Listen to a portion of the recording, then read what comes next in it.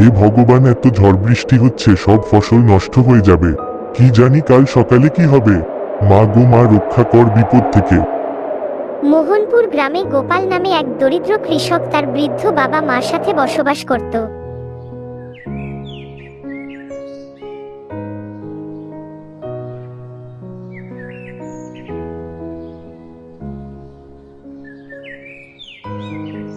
মা, আমি আসছি। দেখি মাঠে গিয়ে ফসলের কি অবস্থা।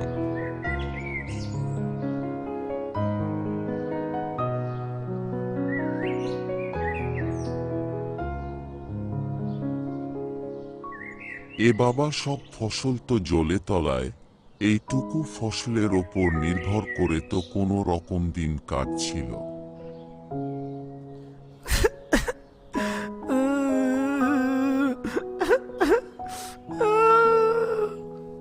মনের দুঃখে গোপাল বাড়ির পথে রওনা দেয়। পথে যাওয়ার সময় সে কারুর একটা কান্না শব্দ শুনতে পায়।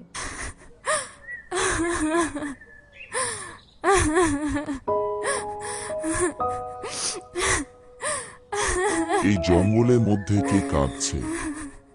কারোর কোনো বিপদ হলো না তো? আশেপাশে তো কাউকে দেখছি ও না। একটু সামনে এগিয়ে দেখি। কি হয়েছে তোমার? কেন কাঁদছো?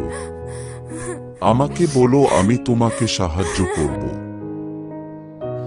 কাল রাতের ঝড় বৃষ্টিতে আমার বাসাটা আকাশ থেকে পড়ে গেছে, আর আমার ছানাগুলো মাটিতে পড়ে সব ব্যথা পেয়েছে। এদিকে এত ঝড় বৃষ্টি, আমি এখন জানি না ওদেরকে কি করে বাঁচাবো। ওদেরকে রেখে তো খাবারও আনতে যেতে পারছি। তুমি চিন্তা করো না টিয়া, আমি তোমার বাচ্চা গায়ে ওষুধ লাগিয়ে দিচ্ছি। তোমার বাসা গাছে তুলে দিচ্ছি, ওরা সুস্থ হয়ে যাবে খুব তাড়াতাড়ি। তুমি খুব ভালো বন্ধু। তুমি আমার বাচ্চাদের জন্য এত কিছু করলে, আমার বাচ্চাদের গায়ে ওষুধ লাগিয়ে দিলে, কিন্তু তোমার মন এত উদাস কেন? কাল রাতে ঝড়ে যেমন তোমার বাসা পড়ে গেছে, আমার ও সব ফসল নষ্ট হয়ে গেছে। জানি না বৃদ্ধ বাবা মাকে কি খাওয়াবো, তারা আমার পথ চেয়ে বসে আছে। ভাবছি শহরে গিয়ে কিছু কাজের ব্যবস্থা করব। এইটুকু জমি ছাড়া আর তো কিছু নেই আমাদের। তুমি চিন্তা করো না বন্ধু, এই জঙ্গলের শেষে আছে নীলগিরি পর্বত। নীলগিরি পর্বতের পাশ দিয়ে বয়ে চলেছে নদী। সেই নদীর শেষ প্রান্তে তুমি পাবে গুপ্তধনের সন্ধান। তবে মনে রাখো, সেখান থেকে তুমি তোমার প্রয়োজনীয় যেটুকু গুপ্তধন দরকার সেটুকুই নিতে পারো, তার থেকে বেশি নিও না, তাহলে তোমার বিপদ হবে। গোপাল টিয়ার কাছ থেকে সমস্ত কিছু শুনে দেবগিরি পর্বতের উদ্দেশ্যে যাত্রা শুরু করে।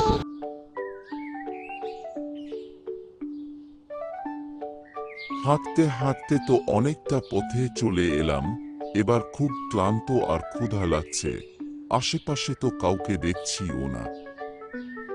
এই ভেবেই গোপাল সামনের দিকে এগিয়ে যেতে লাগলো। কিছু দূর এগিয়ে যাওয়ার পর সে একটা আম গাছ দেখতে পেল।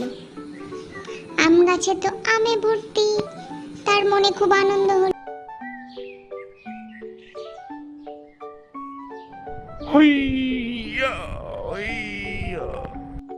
যেই না গোপাল গাছ থেকে আম পাড়বে, অমনি গাছের সমস্ত আম ওদা হয়ে গেল। গোপাল মনে মনে ভাবতে থাকে, এ আবার কেমন গাছ, এক নিমেষে সব আম ওদা হয়ে গেল। গোপাল, গোপাল, গোপাল, আমি তোকে খুব ভালো করে চিনি, তোর মনটা ভীষণ ভালো। কিন্তু মানুষরা আমার থেকে যখন তখন গাছের পাতা ডাল ছিঁড়ে নিয়ে চলে যায়। তারা গাছের তলাটাকেও পরিষ্কার করে না, গাছে একটু জলও দেয় না। একটা গাছ কাটার বিনিময়ে দুটো গাছ লাগানোর দরকার, কিন্তু মানুষ জাতি কেউ একটাও গাছ লাগায় না। প্রয়োজনে আমাদেরকে ব্যবহার করে ছুঁড়ে ফেলে দেয়। আমার গাছের ছাওয়ায় আশ্রয় নেই, কিন্তু আমার গাছের গোড়াতে কেউ একটু জল পর্যন্ত দেয় না। আমাকে বলো, আমি তোমার সবকিছু করে দিচ্ছি। ঠিক আছে বাবা, তুই খুব সৎ আর দয়ালু। এই নে, আম খা। গোপাল খুশি মনে আম খেয়ে আবার নীলগিরি পর্বতের উদ্দেশ্যে যাত্রা শুরু করে।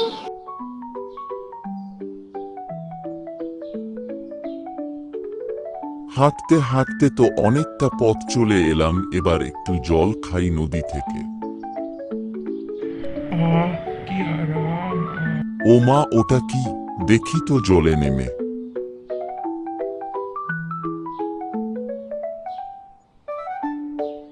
এটা তো সোনার মোহর, তাহলে নিশ্চয়ই নীলগিরি পর্বত কাছেই। টিয়া তো বলেছিল নীলগিরি পর্বত থেকে একটা নদী বয়ে আসছে। দেখি তো সামনে এগিয়ে। ভেবে গোপাল আবার নীলগিরি পথের দিকে রওনা হলো। অবশেষে গোপাল নীলগিরি পর্বতে পৌঁছে যায়। আমি এই গুহা মধ্যে তো চলে এলাম, কিন্তু ওই গুপ্তধন কোথায়? এদিকে ওদিকে তো কিছু দেখছিও না।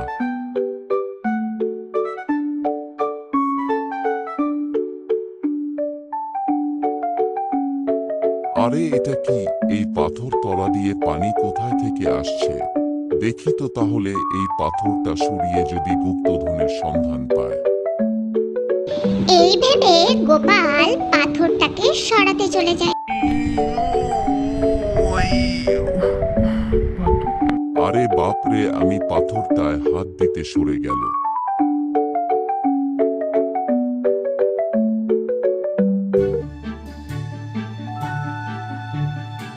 চারিদিকে এত সোনার মোহর, আমি তো বিশ্বাস করতে পারছি না।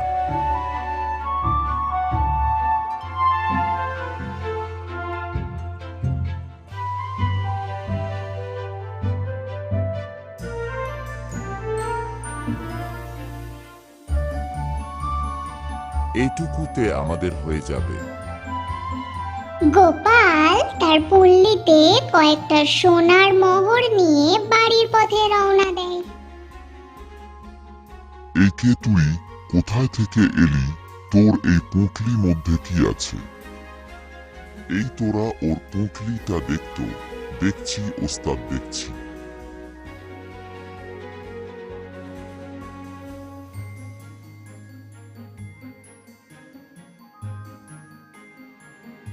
আরে এই তো সোনার মোহর। এত সোনার মোহর কোথায় পেলি তুই? কেন, এই পাথরটা ওইদিকে তো অনেক গুপ্তধন আছে। তুই আমাদের মিথ্যা বলছিস না তো? তাছাড়া এই পাথরটা তুই একা কি করে সরিয়েছিস? আরে হ্যাঁ, আমি হাত দিতে পাথরটি সরে যায়। তুই সত্যি বলছিস তো? না হলে কিন্তু এখনই মেরে ফেলে দেব। ঠিক আছে, বিশ্বাস না হলে আমার সাথে চলো। এরপর গোপাল তাদেরকে নিয়ে ওই পাথরের কাছে যায়। গোপাল পাথরটিতে হাত দিতে পাথরটি আবার সরে যায়। তখনই ডাকাতের দল এক লাফে গুপ্তধনের কাছে পৌঁছে যায়। ডাকাতের দল চারিদিকে এত সোনার মোহর দেখে তো বিশ্বাস করতে পারছিল না। যখন তারা মোহর নিতে ব্যস্ত, তখনই পাথরটা আবার আগের অবস্থায় চলে আসে। তারা ওখানেই চাপা পড়ে যায়। আনন্দে গোপাল খুশি হয়ে বাড়ি ফিরে আসে।